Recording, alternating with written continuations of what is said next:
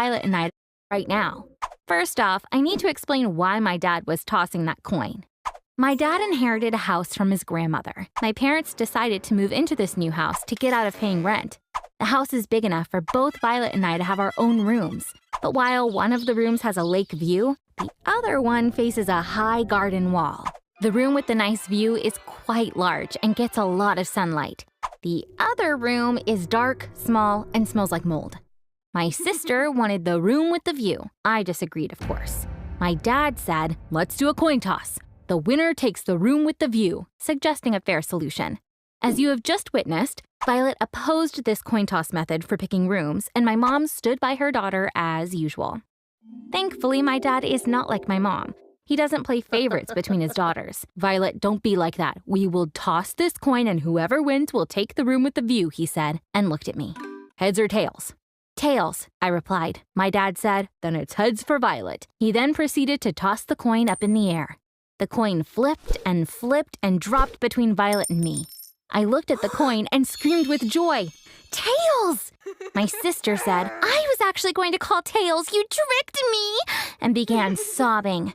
Violet cried crocodile tears for a long time to try to get the room. My mom pressured me by saying, "Lucy, please don't make your sister cry anymore. You're the big sister. Act like it." Violet wasn't about to calm down, so I couldn't take it any longer. Even though I had won the other room fair and square, I moved into that small, dark, and smelly room. In the following days, I directed all my rage to the room itself. I hated it because this whole thing was unfair to me, and it was the worst room in the house. That's why I spent time in other parts of the house or went to visit my friends. My room was only for sleeping. One night, I turned off the lights and went to bed. I was about to fall asleep.